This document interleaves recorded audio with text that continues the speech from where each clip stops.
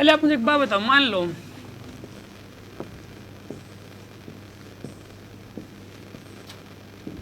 Electric field इस तरफ है जी, ठीक है, एक डाइपोल है इस तरफ, ये पॉजिटिव या नेगेटिव, इलेक्ट्रिक फील्ड इस तरफ है, डाइपोल है पॉजिटिव इस तरफ, नेगेटिव इस तरफ, ठीक है जी।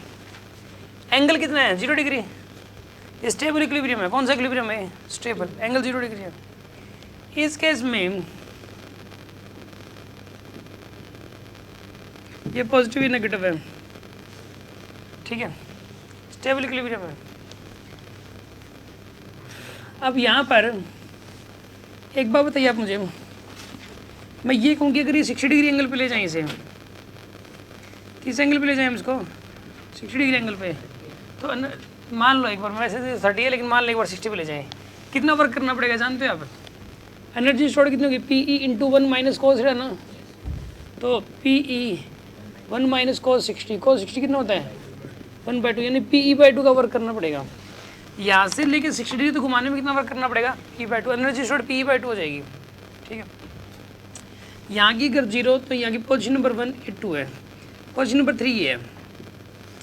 यहाँ ये 90 डिग्री एंगल पर है, कितना 1 से 3 घुमाने में कितना वर्क करना पड़ेगा? देखो पी ई इंटू में 1 माइनस कोस 90, कोस 90 कितना होता है? तो क्या आएगा यहाँ पर? ये पी ई का वर्क करना पड़ेगा, ठीक है ना। तो पी ई यानी कि 1 से लेके 3 तक में एनर्जी स्टोर्ड कितनी आएगी यहाँ पे? पी ई 1 से लेके 2 तक एनर्जी स्टोर्ड इतनी होगी, और 1 से 3 तक एनर्जी स्टोर्ड इतनी हो जाएगी। अब देखो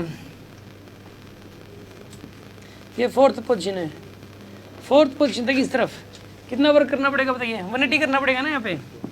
पी ई इंटू में 1 माइनस में कोस 180, कोस 180 होता है -1, तो 2 पी ई आ जाएगा। देखो याद कर लो, हमेशा स्टेबल इक्विलिब्रियम से 60 डिग्री घुमाने में वर्क करना पड़ता है कितना? P E. स्टेबल इक्विलिब्रियम से 90 डिग्री तक घुमाने पर कितना करना पड़ता है? 2 पी ई। और स्टेबल इक्विलिब्रियम से 180 डिग्री एंगल घुमाने में कितना वर्क करना पड़ता है? सॉरी देखो स्टेबल इक्विलिब्रियम से 60 डिग्री एंगल घुमाने में करना पड़ेगा पी ई बाई 2, और स्टेबल इक्विलिब्रियम से 90 डिग्री घुमाने में कितना वर्क करना पड़ेगा? पी ई, ठीक है ना। और स्टेबल इक्विलिब्रियम से 180 डिग्री एंगल घुमाने में कितना वर्क करना पड़ेगा? 2 पी ई का वर्क करना पड़ेगा। आ रही है ना बात समझ में आपको? कोई डाउट हो तो बताओ इस चीज़ के अंदर। अच्छा मुझे एक बात बताइए, आप यहाँ पर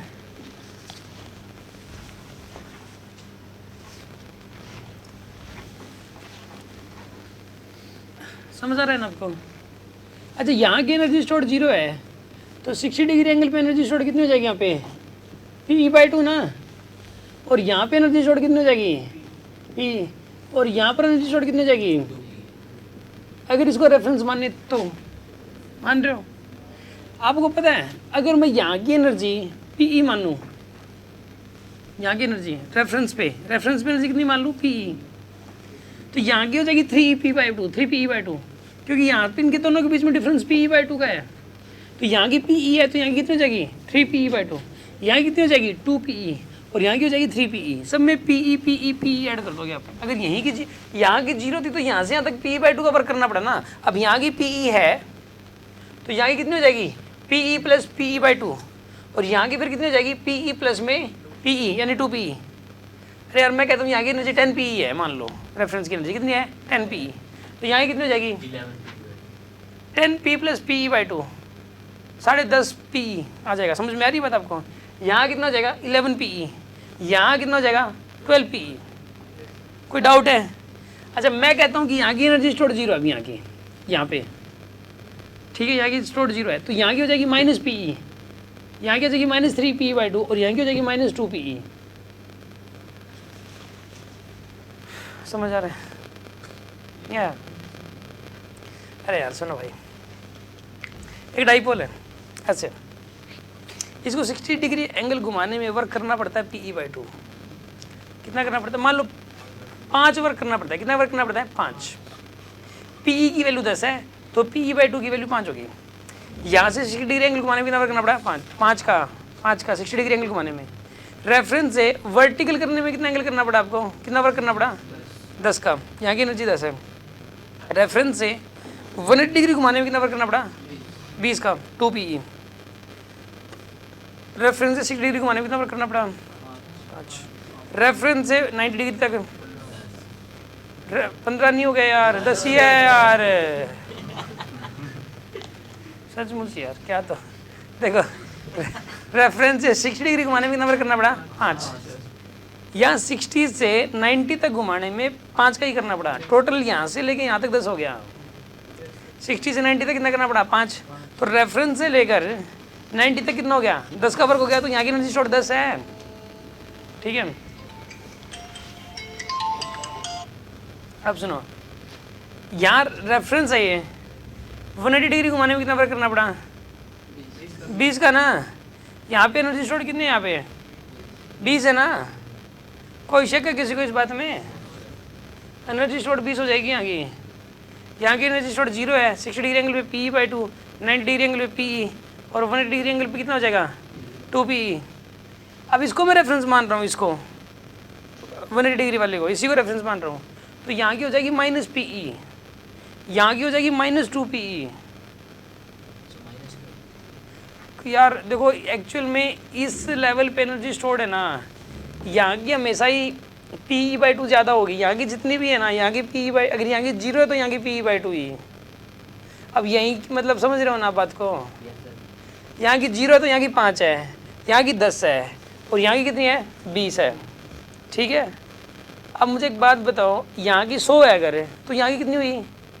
115, 105, 105। यहाँ की कितनी हुई?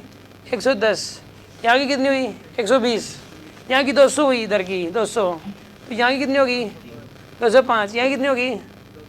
210। और यहाँ की कितनी होगी? मान रहे हो? यहाँ की -20 इधर की, तो यहाँ की कितनी होगी? +5 कर दो, यानी कि -15। यहाँ की कितनी होगी? -10। और यहाँ की कितनी हो जाएगी? 0। तो यानी कि यहाँ की 0, यहाँ की -10, यहाँ की -20। समझ आ रहा है? आया? कितनों को समझ आ गया? दीक्षा समझ आया? ओके, नहीं समझ आया तो कंप्यूटर लैब में से कर लेना इसको कवर। मैंने मॉर्निंग में थोड़ा अलग तरीके से बताया था इसको। अच्छा, अभी पढ़े हैं वो डाउट्स आज वाले इसमें। अच्छा और बताइए इसके अंदर, अब इसको हो जाएगा। अब देखो ये क्वेश्चन करके दिखा रहा हूँ मैं आपको।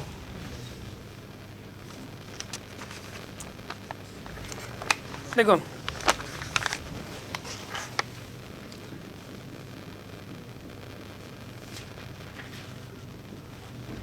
टाउ की वैल्यू कितनी होती है यहाँ पे? P sin theta. टाउ की वैल्यू कितनी होती है यहाँ पे? P sin थीटा होती है। टाउ की वैल्यू यहाँ पे 0.2 है टाउ। तो PE sin theta, PE sin theta की वैल्यू कितनी यहाँ पे? sin 30 degree. sin 30 डिग्री कितना होता है?